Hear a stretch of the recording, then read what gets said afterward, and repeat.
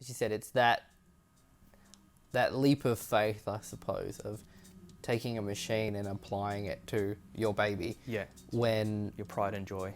when you've heard, well, be careful. I wouldn't do that myself. That's why I take it to You can my burn detailer. paint, you can do this, you can do that, yeah. And my understanding is that's true, but more so with rotary polishers. Is that right? Yeah. Yeah. It's going to be more risky polishing with any machine, including the Velvet Revolver, than doing something by hand.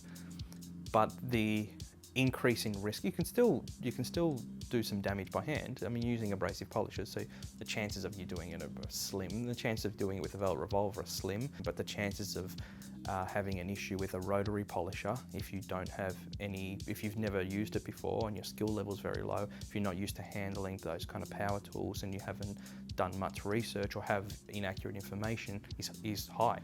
And the Velvet Revolver, if we're honest, and I'm pretty sure we've been honest with most of our customers, not honest, but very, very clear with some of our customers, is that you're not going to achieve what a rotary polisher will achieve. You won't achieve that amount of correction in that short space of time like a rotary polisher will, but you also won't have any of the side effects. So if you have a skill level of, let's say we've got a skill level scale of 0 to 10, and a professional detailer with, say, 20 years experience like we have is a 10, and you've got someone who's never done any polishing whatsoever apart from some stuff by hand, as a 0 or a 1, using a Velvet Revolver, we reckon you'd be fine with a skill level of 1.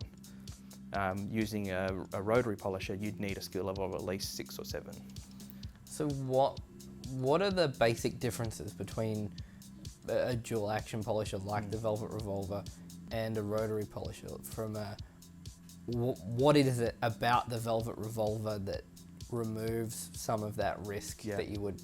So it's the action, that action that it has of orbiting away from centre, that helps reduce the amount of heat build-up. And it's also the fact that it's clutch. So you guys would have experienced when you put a little bit too much pressure, it's under too much load, or it comes in contact with something, instead of it continuing to spin, forcing its way around, it'll just stop there and vibrate. And it's not actually doing anything, it's just vibrating, and on the surface it's not spinning, it's not agitating that polish anymore, so it's not building any heat whatsoever. Whereas a rotary polisher will just continue to spin. As long as you've got your hand pulled on the trigger, usually they're well over 1,000 watts, and they're direct drive. There's no clutching mechanism. That electric motor with huge amounts of torque is turning that spindle, and it's always going to turn that spindle. It's going to turn that pad, it's going to keep turning no matter what happens. Also can be dangerous if you're not careful. You'll have issues with your personal safety. So you can hurt yourself with a rotary polisher. You can also hurt yourself with a Velvet Revolver, but the chances of getting into mischief are pretty slim. You'd have to be doing something completely ridiculous to hurt yourself with a Velvet Revolver because of that clutching mechanism. So as soon as it comes under too much load, it just gives up and starts vibrating and does nothing. And that's one of the issues a lot of customers have. They say the machine's not spinning, the actual pad's not turning, and it's not polishing. And I say, what speed have you got it on? Oh, 1. I say, just crank it up. just go right up to 5 or 6. So even though they've got through the mental block and they've got the machine and they're using it on their car, they're using it on speed 1. It's just not enough power. I think to spin that pad. that was definitely us as well. Is that like, wow, is this actually this is spinning so fast? We're like, is this gonna do anything to our paintwork? And we got on the phone to you, and you're like, no, it's fine. It's fine. Yeah, it's fine. So what speed would you run it at?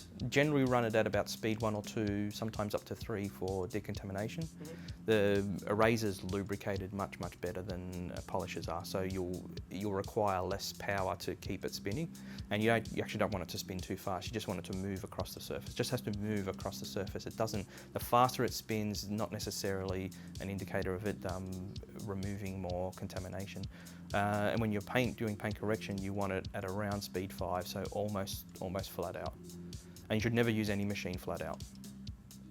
So usually most machines, not always, but most machines, as you start getting up to about 90% of full speed, it starts to become slightly unbalanced. Then you'll actually have some issues. You'll have some side effects because the machine's unbalanced. So you want to tone it you want to get up to about full speed and then pull it back just a notch, and you'll usually get the best finishes out of most machines that way.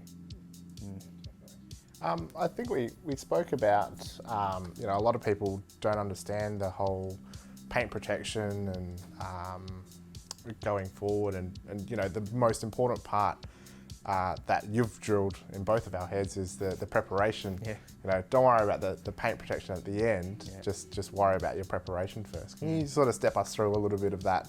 Yeah, well, preparation for is us? everything. Preparation is 99% of the end result. I said that 10 years ago, and I've heard only a couple of people repeating it, which is not good. It's not a good thing. It's one of the many things I've said that's very smart. And it's very, very accurate. It's literally 99% of the end result. So you can have a paint protection or any coating. Paint protection, and the analogy I like to use is paint protection is a coating just like house paint is a coating. If you apply house paint to old peeled weatherboard or dirty brick or whatever that surface is that you're applying to, you haven't cleaned it and prepped it, no matter how good that paint is, how good that coating is, it's not going to adhere properly and you're not going to get the longevity. It's just going to fall off and you may as well not have applied the coating at all. And it's exactly the same thing with paint protection. If you don't prep that surface right, you're not going to have proper adhesion, you're not going to see the performance and the durability that you should. So prep's not what anyone who calls me about paint protection asks about. They ask about hardness and they ask about all these other things, the hydrophobic characteristics, and they never ever say, you know, what do you recommend for prep, or how should I prep the car, or how long will it take to prep. That's terribly important. More, like I said, it's more important than the actual coating itself. That's the question to ask. Yeah. I had the dealer try and sell me some coating for the new car that I'm picking up in a few months. And they told me a lot about the coating itself. And I said, oh, what actually happens to the car before the coating? And they said, oh, well, we clean it. Yeah. And that was it. They're like, oh, it's a new car. Yeah. You know, this protection sort of protects that brand new finish. But from my experience, the dealer detail's not necessarily something I'd want to seal in there. That's a good way to look at it. The dealer detail isn't something you want to seal in. Yeah.